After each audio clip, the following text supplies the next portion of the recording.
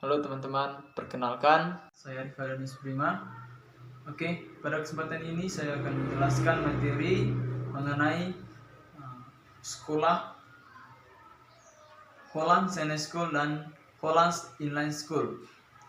Oke teman-teman, pertama saya akan menjelaskan pada latar belakang terjadinya Holland Science School dan Inline School.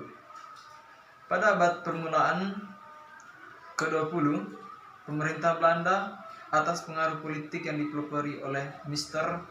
Van Deventer dan lain-lain, mula menaruh perhatian yang luas tentang pendidikan dan pengajaran bagi anak-anak Indonesia, dan kalangan atas ada yang memperbolehkan untuk sekolah rendah Belanda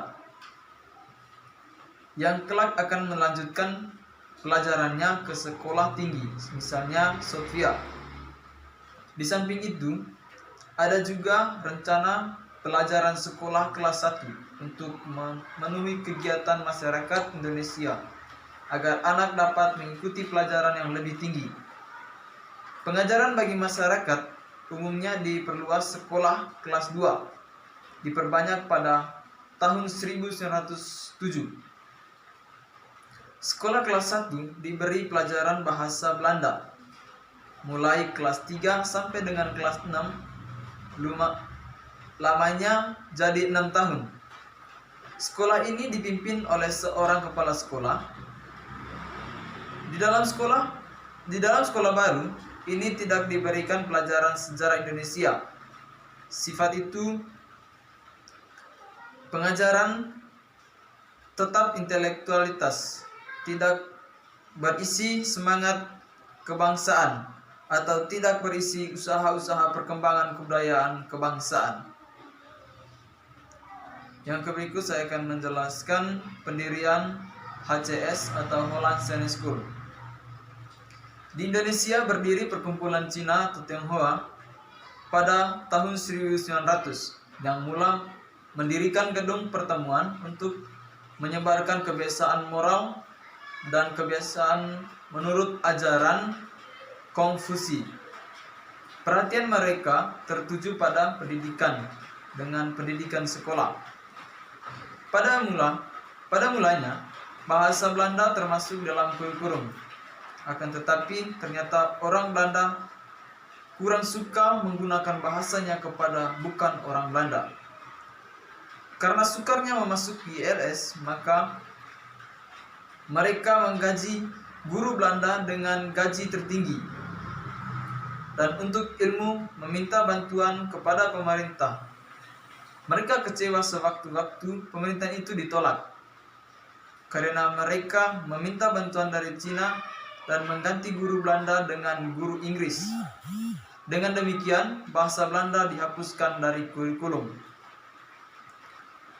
Mereka menyadari bahwa di luar Indonesia, yakni Semenanjung Malaya, Filipina, Hong Kong, India, dan bahkan Jepang, hanya terbuka bagi mereka yang menguasai bahasa Inggris. Lagi pula, orang Inggris dengan segala kesenangan hati bersedia menyebarkan bahasa mereka. Makin lama, makin banyak pula orang Cina mengirimkan ke Raffles Institute di Singapura.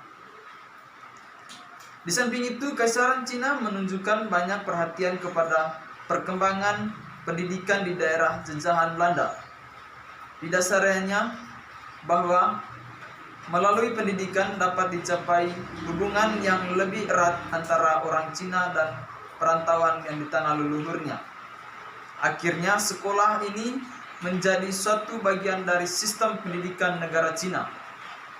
Pada tahun 1906 telah ada 76 sekolah dasar dan 6.393 murid, dan sebuah sekolah menengah bawah naungan pemerintah pendidikan di Peking dan diperoleh cap resmi yang digunakan dalam semua kompetisi. Pemuda Cina diajak menjalani latihan militer dan sipil di Tiongkok. Bahkan di Peking dirancangkan suatu universitas untuk pelajar-pelajar dari Indonesia. Yang berikut saya menjelaskan kurikulum Holland Science School. Holland Science School mempunyai dasar yang sama dengan ELS. Bahasa Prancis biasanya diajarkan pada sore hari, seperti halnya dalam bahasa Inggris yang sebenarnya tidak diberikan pada ELS, namun diajarkan berhubungan dengan kepentingan bagi perdagangan. Kebanyakan Holland Science School mempunyai kelas persiapan untuk anak-anak berusia 5 tahun agar lebih mudah mengikuti pelajaran di kelas 1. Fasilitas serupa ini tidak pernah disediakan bagi anak-anak Indonesia. Pengajaran bahasa Cina senantiasa merupakan masalah, walaupun ada suara-suara menganjurkan karena sesuai dengan kebutuhan murid. Namun pemerintah menolaknya dengan tegas. Pemerintah tidak sudi membiayai tujuan-tujuan nasional, namun demikian pengajaran bahasa Cina sering timbul sebagai masalah.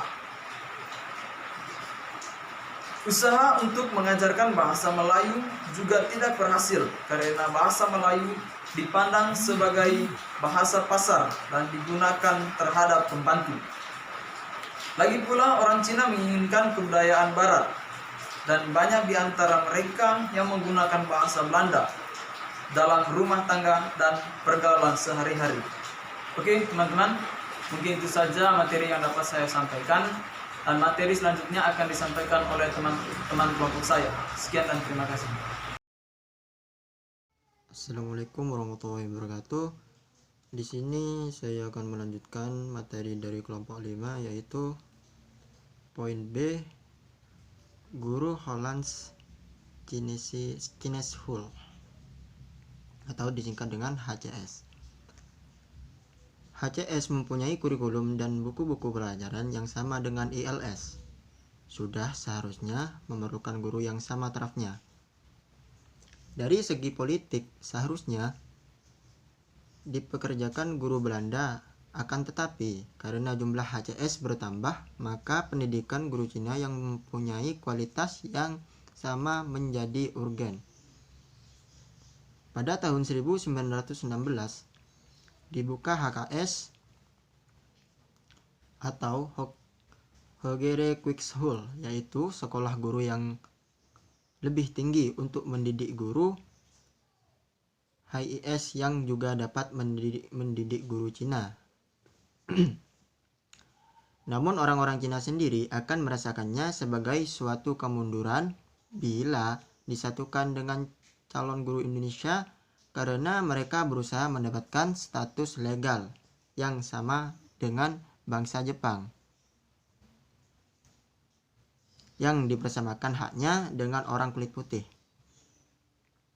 Rasa bermusuhan yang terdapat antara orang Indonesia dan Cina yang juga merupakan salah satu motif didirikannya Serikat Islam akan menimbulkan konflik bila calon guru dari kedua golongan itu disatukan dalam lembaga pendidikan yang sama.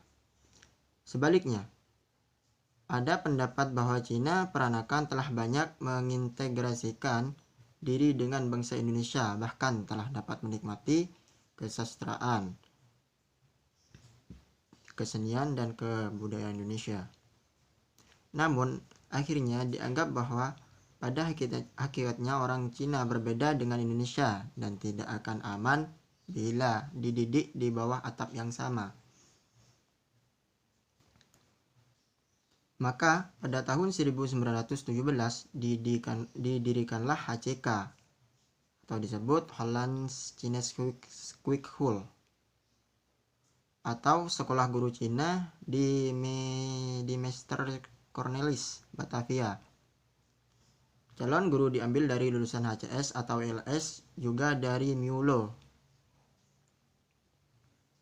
Untuk belajar wanita disediakan asrama khusus. Setiap siswa diberi uang saku sebanyak kurang lebih 20 per bulan.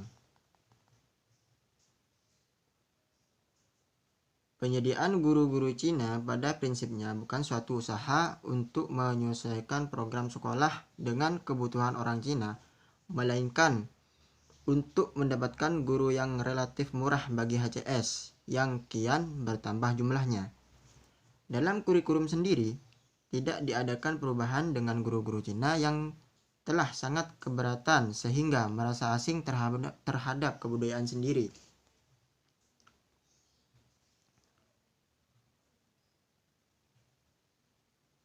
Dalam kenyataan HCS selalu merupakan sekolah yang memberikan pendidikan barat seperti LS.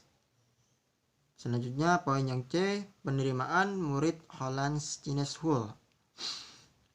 HCS dibuka untuk mereka yang menginginkan pendidikan barat, kebanyakan dikunjungi oleh Cina Indo yang lahir di Indonesia. Hal ini mudah dipahami karena mereka tidak memahami bahasa Cina dan karena itu tidak tertarik pada sekolah Cina nasional.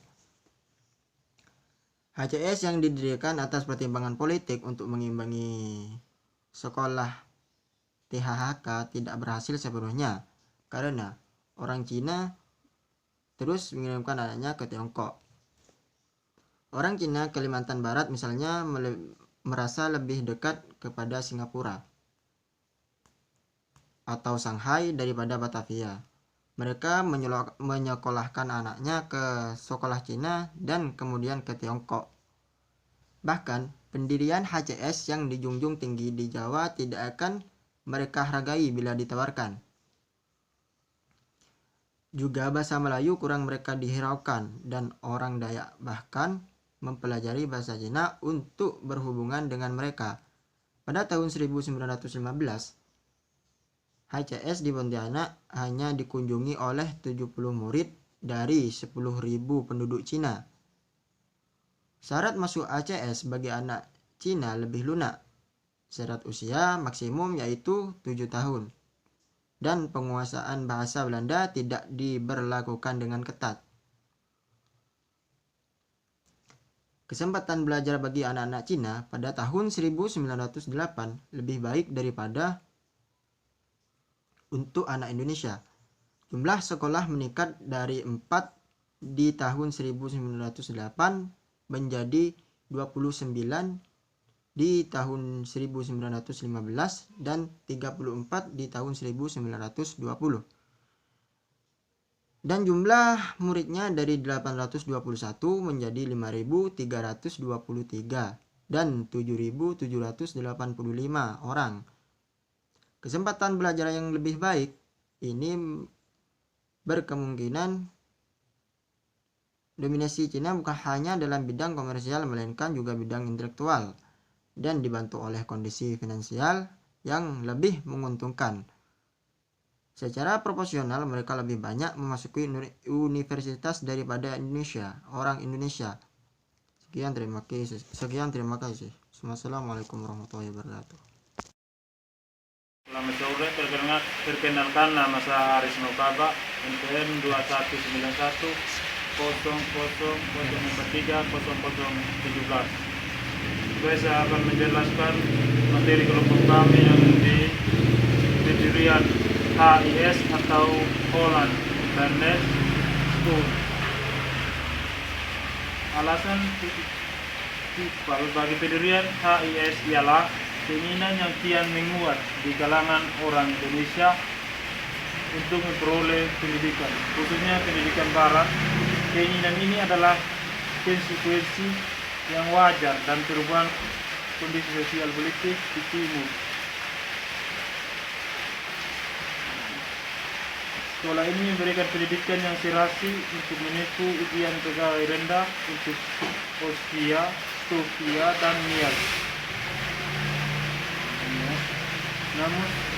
Namun sekolah kelas 1 tidak dapat lagi dipertahankan karena tidak membuka kesempatan meneruskan pelajaran. Timbul ide untuk menghubungkan dengan Mulo sehingga terjadi kaitan antara pendidikan bagi pribumi dan pendidikan barat. Untuk itu kurikulumnya harus diperluas dengan sejumlah mata pelajaran seperti geografi dan sejarah. Dengan demikian, sekolah kelas 1 sesungguhnya telah menjadi HIS dan nama Holland Inland School. Inland School itu secara resmi didirikan pada tahun 1914. A. Itu kurikulum HIS. Kurikulum HIS seperti tercantum dalam Statuta 1914 nomor 764. Mengikuti semua mata pelajaran ELS bukan kelas 1 dengan perbedaan bahwa juga diajarkan membaca dan menulis bahasa daerah dalam aksara Latin dan bahasa Melayu. Bila tidak ada kebutuhan akan kedua bahasa itu dapat ditiadakan saja, misalnya untuk anak Belanda dan Cina.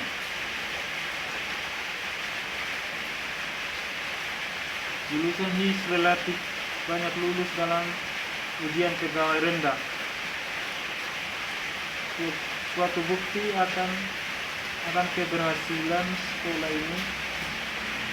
Selanjutnya lulusan ini diterima di Sofia. Mungkin itu saja penjelasan saya. Atas perhatiannya saya ucapkan terima kasih. Perkenalkan, nama saya Wilan Mabel Wawin. Di sini saya akan melanjutkan materi dari kelompok 5, yaitu Guru Hollands Chinese School atau HCS. HCS mempunyai kurikulum dan buku-buku pelajaran yang sama dengan ELS.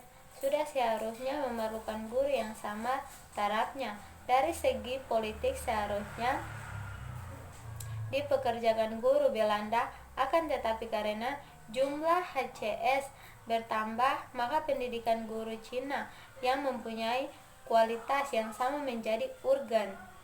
Pada tahun 1916 dibuka HKS atau Hogri Quiz School, yaitu sekolah guru yang lebih tinggi untuk mendidik guru HIS. Juga dapat mendidik Cina, namun orang-orang Cina sendiri akan merasakannya sebagai suatu kemunduran bila disatukan dengan calon guru Indonesia, karena mereka berusaha mendapatkan status legal yang sama dengan bangsa Jepang yang dipersamakan haknya dengan orang kulit putih. Rasa bermusuhan yang terdapat antara orang Indonesia dan Cina yang juga merupakan salah satu motif didirikannya serta Islam akan menimbulkan konflik bila calon guru dari kedua golongan itu disatukan dalam lembaga pendidikan yang sama.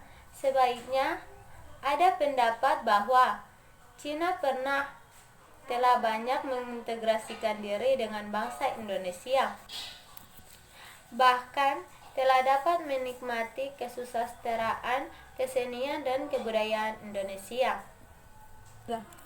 Namun akhirnya dianggap bahwa pada hakikatnya orang Cina berbeda dengan Indonesia dan tidak akan aman bila dididik bahwa atap yang sama. Maka pada tahun 1917 didirikan HCK atau Sekolah Guru Cina di Mr. Cornelis atau Batavia. Calon guru diambil dari lulusan HCS atau ELS. Oke teman-teman, mungkin itu saja yang dapat kami sampaikan. Semoga apa yang kami sampaikan dapat bermanfaat bagi kita semua. Dan apabila dalam penyampaian materinya kurang jelas atau kurang tepat, kami minta maaf. Sekali lagi, saya menyampaikan terima kasih banyak.